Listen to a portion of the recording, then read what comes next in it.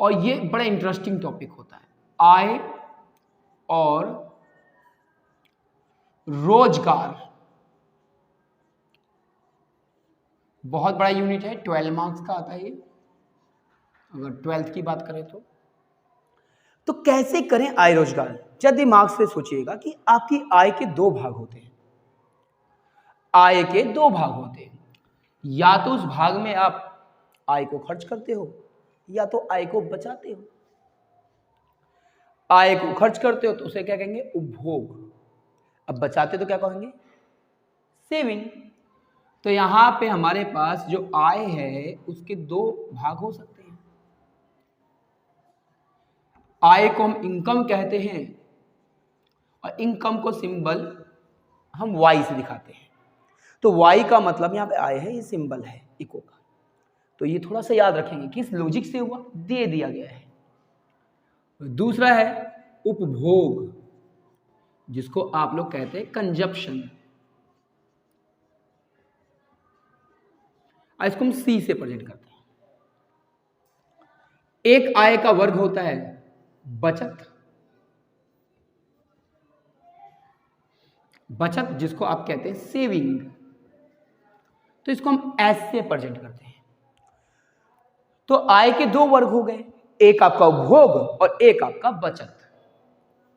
इसका अर्थ तो ये निकला कि आय बराबर सी प्लस एस हुआ।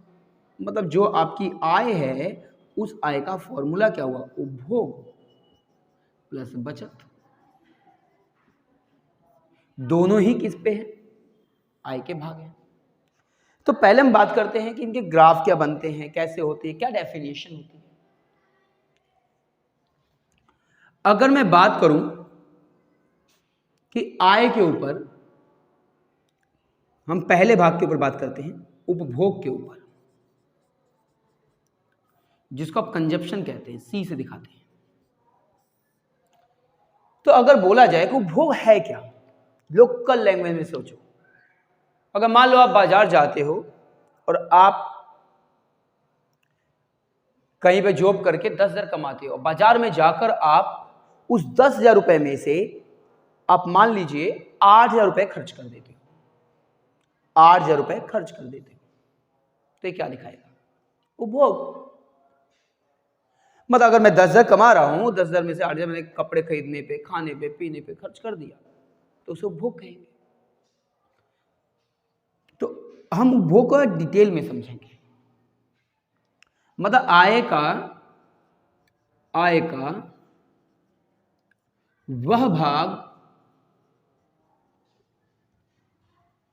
भाग जो किसी वस्तु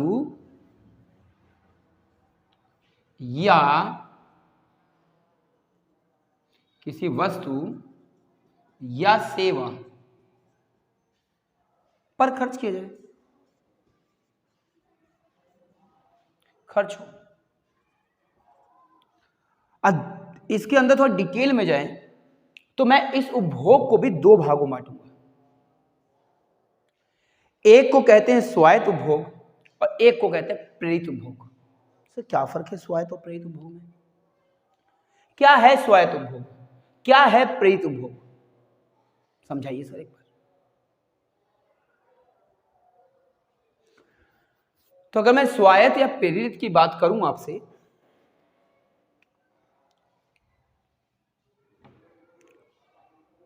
तो देखिए आय इस उपभोग के दो भाग होते हैं। एक होता है स्वायत्त,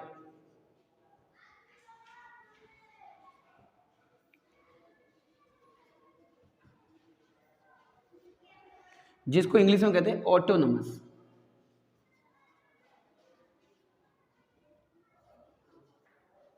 कंजप्शन क्या होता है, मान लीजिए आपकी आय कुछ भी नहीं है, आप कुछ भी नहीं कमाते, आपकी आय शून्य है, तो क्या आपके खर्चे भी शून्य होंगे? जवाब है नहीं, कि कोई व्यक्ति बिना भोजन के तो रह ही नहीं सकता ना। इसका अर्थ तो यह निकलता है कि अगर मेरे पास 2,000 रुपए हैं तो उसमें से अगर 1,000 खर्च करता हूं तो उपभोग है। लेकिन मान लीजिए कि अगर आपकी आय नहीं है, उदाहरण के लिए आप बीमार पड़ जाते हो, आपकी जॉब नहीं है, तो आपकी आय जीरो हो जाएगी। अभी कोरोना काल के समय सभी जॉबें बंद हो गई थी, सबकी इनकम जीरो थी, तो क्या खर्चे जीरो हो गए थे? नहीं ना। अगर आपको वो पैसा चाहिए तो उस केस में आप करते क्या थे? उस केस में यह किया आपने कि जो भी बैंकों में आपने पैसा जमा किया था, अपने घरों में जो पैसा रखा था, उन पैसों को आपने निकाला और उसका उपभोग किया। हाँ, यह जरूर हुआ कि इनकम जीरो होने पर आपने अपने खर्चे लिमिटेड कर लिए थे। जहां पे आप रोज 20 मान लीजिए 2000 खर्च करते थे, वहां पे आपने 200 खर्च किए। अगर मान लीजिए किसी की सेविंग नहीं है तो उसने उधार लिया, तो शून्य आय होने पर भी कुछ ना कुछ तो आपने खाया ना। उस न्यूनतम उपभोग को जो शून्य आय पर आपने किया, 50 रुपए या 100 रुपए या 200 रुपए जो भी खर्च किया, उसे हम स्वायत्त उपभोग कहेंगे। तो स्वायत्त उपभोग क्या है? आय के शून्य स्तर पर उपभोग। स्वायत्त उपभोग को हम सी बार, ये कैपिटल ए या स्मॉल ए से दिखा सकते हैं। ये सब होता है स्वायत्त उपभोग।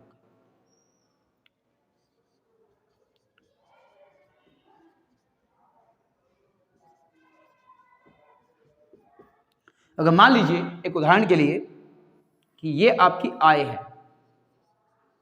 शून्य, और इस आय पर आप उपभोग कर रहे हैं 50 रुपए का, तो ये 50 रुपए स्वायत्त उपभोग होगा। स्वायत्त उपभोग।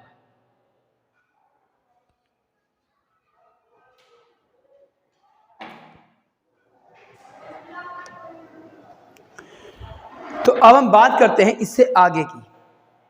इससे आगे में क्या है?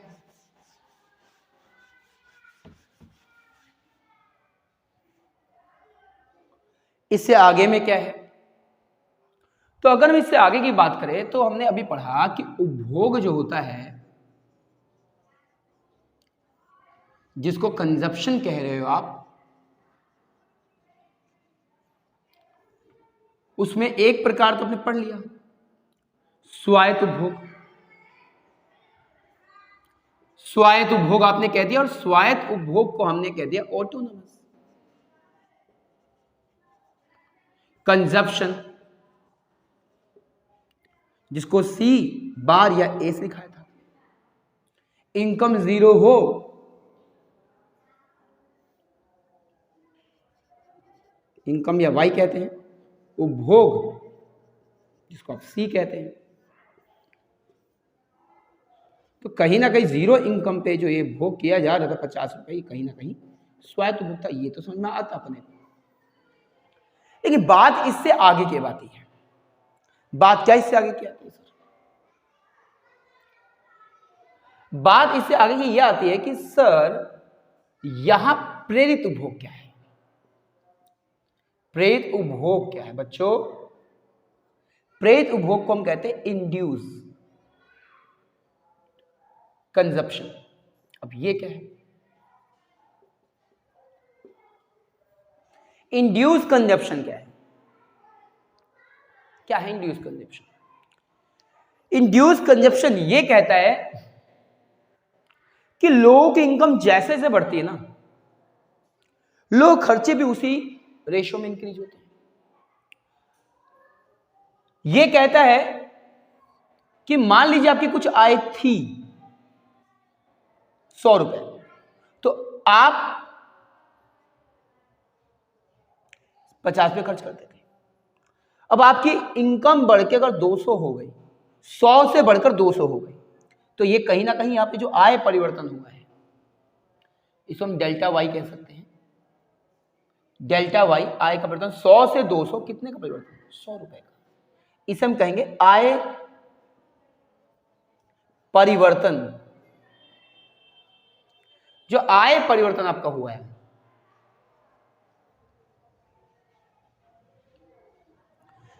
तो इनकम बढ़ने की वजह से आपके खर्चे, जब आप 50 खर्च करते थे 100 होने पर, जब आपकी इनकम मान लीजिए 200 हो जाए तो आपके खर्चे भी तो बढ़कर 100 हो सकते हैं, 100 नहीं तो उससे भी ज्यादा हो सकते हैं। कितनी बड़ी भाई? 50 से 120, मतलब कहीं ना कहीं 70 रुपए आपका खर्चा बढ़ा है। यह कहलाएगा उपभोग परिवर्तन।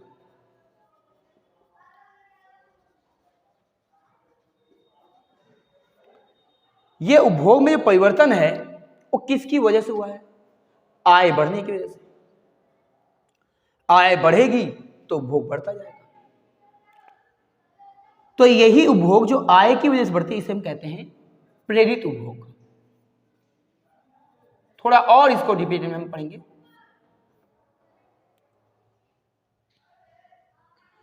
प्रेरित उपभोग का एक फैक्टर होता है, वो भी हम पढ़ेंगे भी।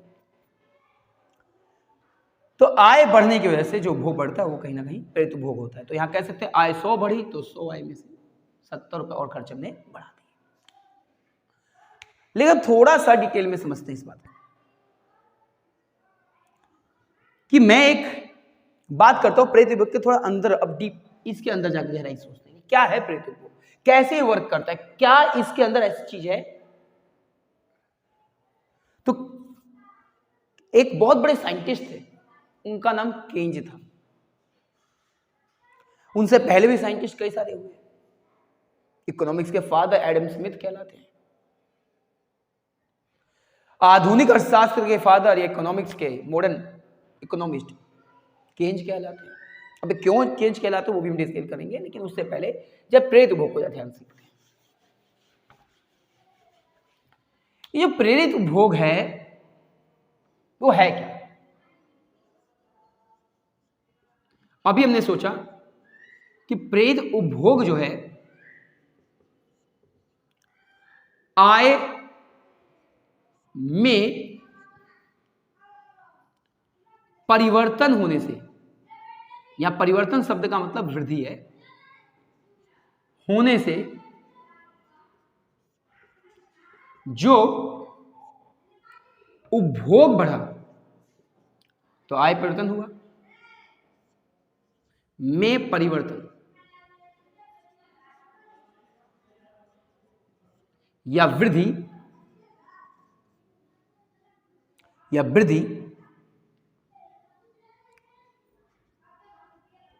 प्रेरित उपभोग है। और इसे निर्धारित करने वाला कारक कौन है बेटा? प्रेरित उपभोग को कौन निर्धारित करता है? तो बता दूं थोड़ा सा, प्रेरित उपभोग को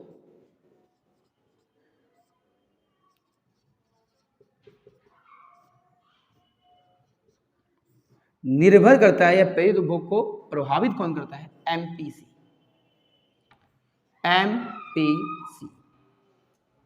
सर ये एमपीसी का क्या कॉन्सेप्ट है, समझा दीजिए।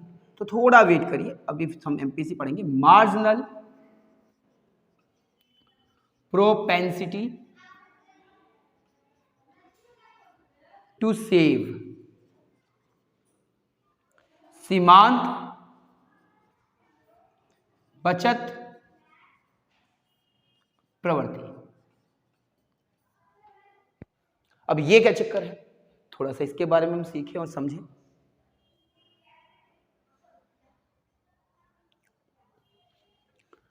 तो आप देखिएगा ध्यान से,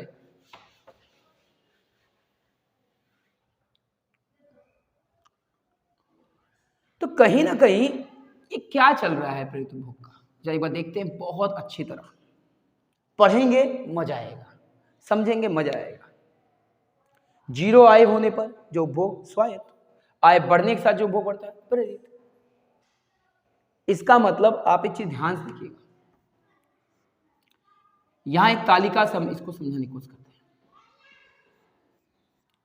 हैं। तालिका का नाम है आय और उपभोग संबंध।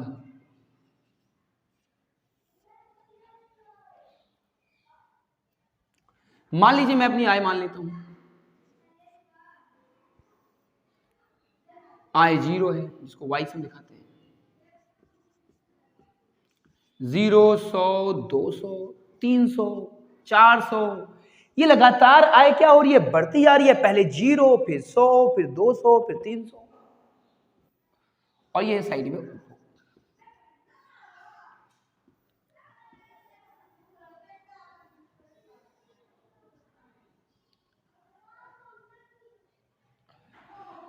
जीरो आय करने पर आप कितना उपभोग कर रहे हो, 50।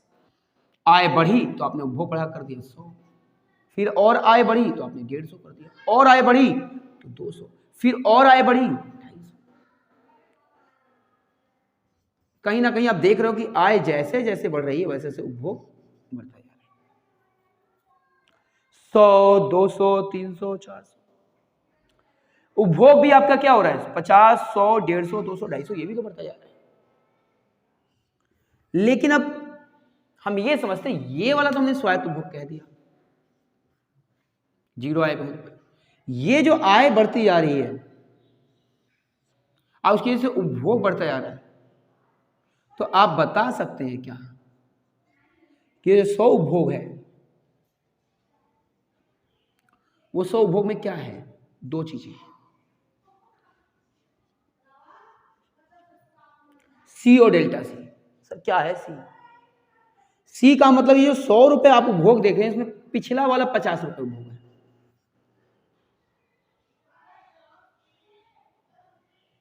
या ऐसे नहीं तो एक इससे आसान तरीका समझिएगा कि लगातार देखिए, यहां आय कितनी बढ़ी, 100 रुपए, यहां आय कितनी बढ़ी, 100 रुपए, यहां आय कितनी बढ़ी, 100 रुपए, तो आय का परिवर्तन इतना हो रहा है। अब आय परिवर्तन की वजह से उपभोग जो बढ़ेगा उसे डेल्टा सी कहेंगे। 50 से 100 हो गया तो 50 बढ़ा, फिर 50 से 100 हो गया, फिर 50 बढ़ा, फिर 150 से 200 हो गया, फिर 200 से 250 हो गया। तब देखिए,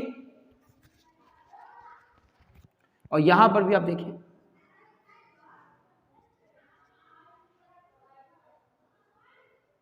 तो ये सारा क्या है, ये सब प्रेरित उपभोगी तो है। ध्यान देने वाली बात है कि एमपीसी सर क्या है, एमपीसी कहता है कि डेल्टा सी अपन में डेल्टा वाई, मतलब इनकम आपकी 100 रुपए बढ़ी है, इस पॉइंट को देखते हैं, तो आपके खर्चे 50 बढ़े हैं, मतलब बढ़ी इनकम कितनी, 100, तो 100 में से आपने अपने खर्चे 50 हुए, इनकम 100 रुपए एक्स्ट्रा मिले तो आपने अपने खर्चे जितने पहले थे उससे 50 रुपए एक्स्ट्रा खर्चे करने शुरू कर दिए। 0.5 क्या दिखा रहा है, ये दिखा रहा है जितनी इनकम बढ़ी उसका 50% हिस्सा आपने उपभोग में किया है। अगर आप इससे निकालें, दूसरे पॉइंट से सपोज करिए मैं इसको पहला पॉइंट नाम दे दूं, तो इसमें भी वही होगा, कितना है, तो देखिए 50 बटे में 100। यहां नोटिस करने वाली बात है कि हर बार एमपीसी सेम आने वाला है। तो एमपीसी दिखाता क्या है, एमपीसी ये दिखाता है कि इनकम बढ़ी तो खर्चे बढ़ेंगे, ये तो कंफर्म दिखाता है, इनकम बढ़ेगी तो खर्चे बढ़ेंगे। इनकम कितनी बढ़ी आपकी, 100, तो उसके वजह खर्चे कितने बढ़े हैं, 50। जैसे जैसे इनकम बढ़ेगी वैसे वैसे आपके खर्चे क्या होंगे, बढ़ेंगे। लेकिन क्या प्रैक्टिकली संभव है?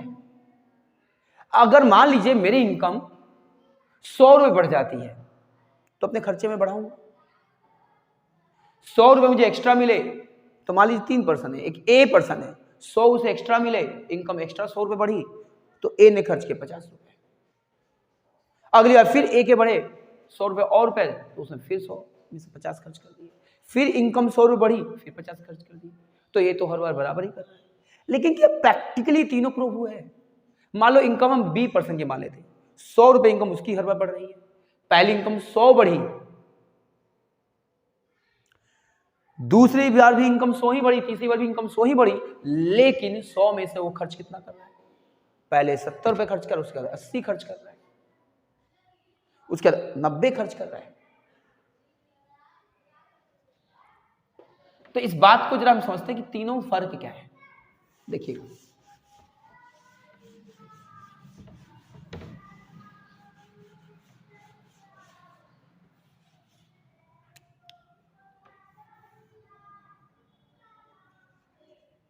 आय और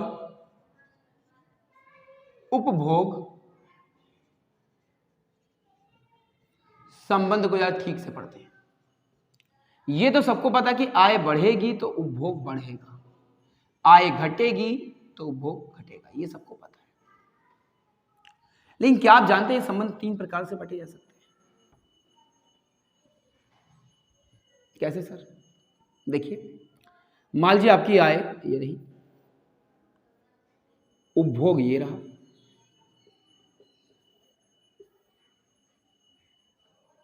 पहला केस, आय 100, 200, 300 इनफ है, 50, 100,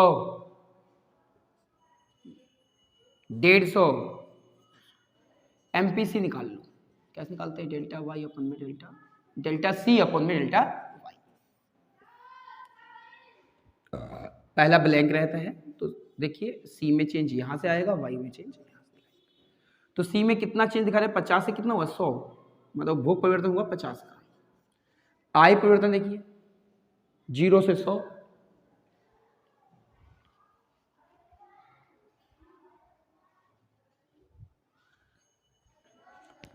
जीरो से 100 हो रहा है, तो 100 का हो रहा है, डिवाइड करें 0.5।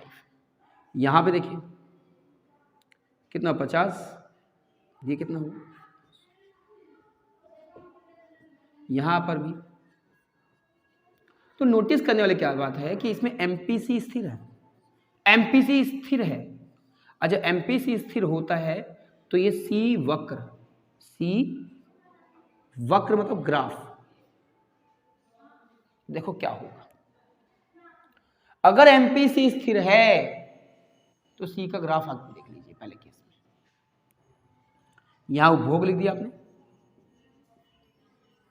यहां लिख दिया आपने आय। तो आय को ऑलवेज आपको कहां लिखना है? नीचे। 100, 200, 300, उपभोग यहां रख लेते हैं, 50, 100, 150। ग्राफ में हम इसका और इसका यूज करेंगे, एमपी से ग्राफ नहीं बनाएंगे, ये आकार बताएगा। तो देखते हैं, 0 आय पे 100, 0 आय पे 100, इनकम 0, उपभोग 100, क्योंकि आप जानते हैं आय 0 होने पर भी उपभोग होता है। फिर आपने 100 आय पे कितना खर्च कर दिया? 100, फिर कितना खर्च किया? 150, फिर कितना किया? 200। कहीं ना कहीं इसे कहेंगे सी वक्र। ध्यान से देखिए इसके आकार, क्या एक सीधी या सरल रेखा नहीं जा रही? ये सीधी रेखा जा रही है, तो यहां पे सीधी रेखा जा रही है, उसका मेन कारण क्या है?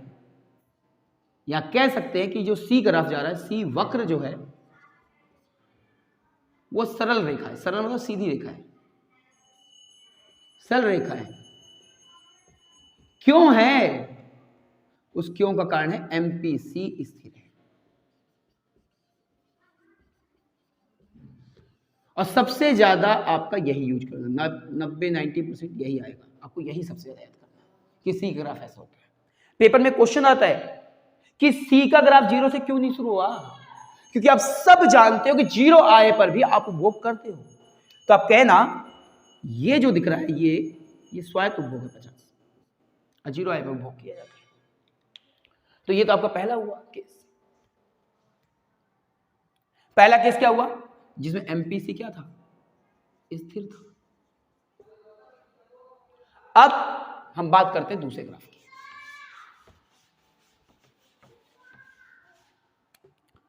दूसरा स्टेज क्या है? जब एमपीसी मान लीजिए बढ़े तो ग्राफ क्या होने वाला है? जैसे एग्जांपल 0, 100, 200, 300 ले लिया, और ये आपका उपभोग 50, ये आपने खर्च किया 100, फिर क्या 160 खर्च, फिर आपने खर्च किया 270। तो तो देखिए एमपीसी क्या निकलने वाला है, delta C by delta Y. पहला ब्लैंक, पहला चेंज कितने का है 50 का, दूसरा चेंज कितने का है 100 का। भाई सी का चेंज देखो 50 से 100, तो 50 का ही तो है, और ये देखो 0 से 100 है। अब कितना है, अब ये कहीं नहीं 100 से 160 का चेंज है, और ये क्या दिखा रहा है कि पहले व्यक्ति क्या है 100 बढ़ी थी तो उसने 50 रुपये खर्च किया, अगली बार 100 बढ़ी तो उसने 60 खर्च करने लगा, उससे अगली बार फिर 100 बढ़ी है तो इस बार उसने खर्च ज्यादा किया है। एक काम करते हैं, थोड़ा चेंज कर लेते हैं।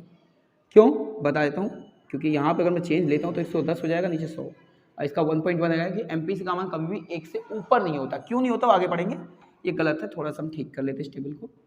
हम इसको लेते हैं 240 ले लेते हैं। तो अब कहीं ना कहीं चेंज इसमें जो दिख रहा है 80 का और ये 100 का, तो अब ध्यान से देखेंगे क्या है इसमें यही तो है कि चेंज जो है ना वो एमपीसी लगातार बढ़ता जा रहा है।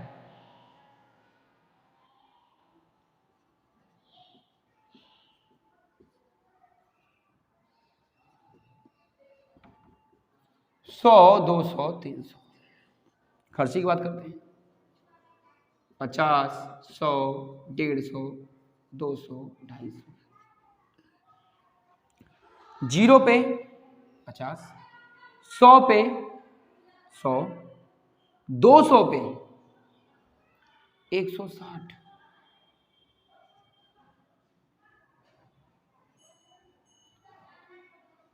160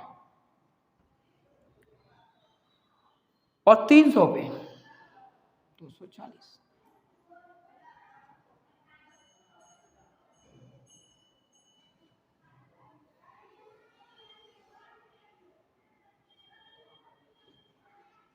यह आकार ध्यान से देख रहे हैं आप लोग, यह आकार थोड़ा सा ऊपर की तरफ जा रहा है। पिछले अगर आप देखेंगे तो ऐसे स्ट्रेट गया था, इसे हमने सरल रेखा कह दिया था, लेकिन अब जो है ये थोड़ा ऊपर जा रहा था, उसे हम कहते हैं उत्तल वक्र, उत्तल। कहीं ना कहीं देख लो, ये मुड़ान जो देख रहे हो इसमें भी क्या हो रहा है, देखो आपकी आय लगातार बढ़ तो रही है, 0, 100, 200, 300, आय लगातार बढ़ तो रही है, साथ में उपभोग भी बढ़ रहा है, लेकिन ग्राफ का चेंज।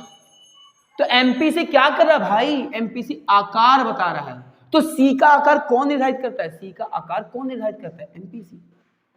अगर एमपीसी फिक्स हो तो आकार ऐसा जाएगा, एमपीसी बढ़ता जाए 5, 6, 8 बढ़ता जाता है, आकार देख लीजिए उत्तल हो जाएगा। अब एक तीसरा और लास्ट केस भी समझ लीजिए।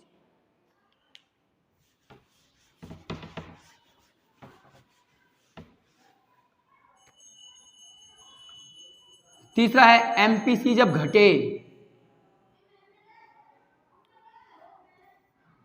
आय ये रहा, उपभोग ये रहा,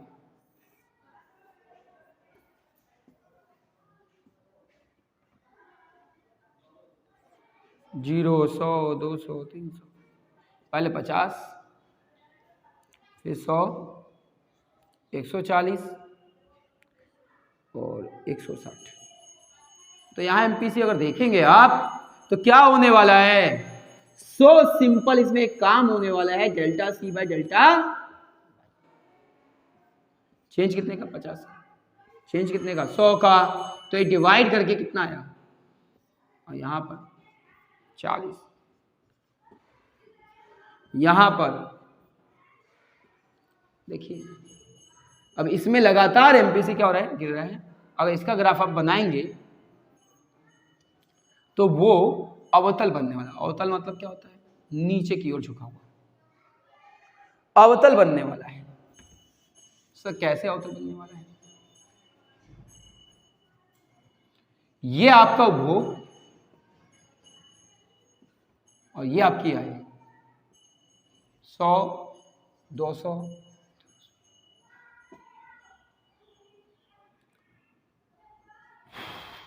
50, 100, 160, 200, ये आपका हो।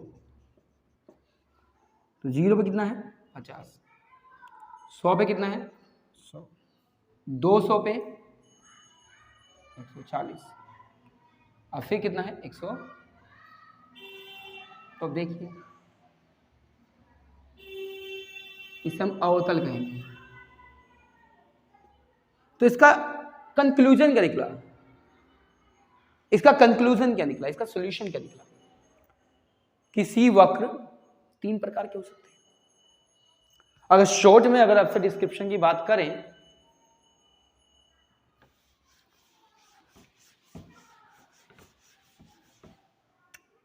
तो उपभोग वक्र जो है 3 तरह के हो सकते हैं। एक सरल रेखा के रूप में हो सकते हैं, एक उत्तल हो सकता है और एक अवतल हो सकता है। मतलब एक स्ट्रेट हो सकते हैं, एक आपके कॉन्वेक्स हो सकते हैं और एक आपके कॉनकेव हो सकते हैं। डिपेंड करता है एमपीसी। एमपीसी अगर फिक्स रहे उसकी वैल्यू तो ग्राफ ऐसा बढ़ने वाला है। अगर इसकी वैल्यू लगातार बढ़ती चली जाए तो ग्राफ ऐसा हो जाता है सीधा, और अगर एमपीसी घटती चली जाए तो ग्राफ ऐसा हो जाता है।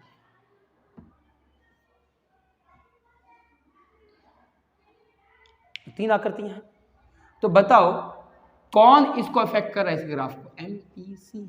लेकिन हमें लेके चलना ये वाला पेपर में, जब कुछ ना बताया हो तो हमें ये ग्राफ लेके चलना 100%। मैं को उपभोग का ग्राफ बनाइए तो आप ये वाला कहेंगे।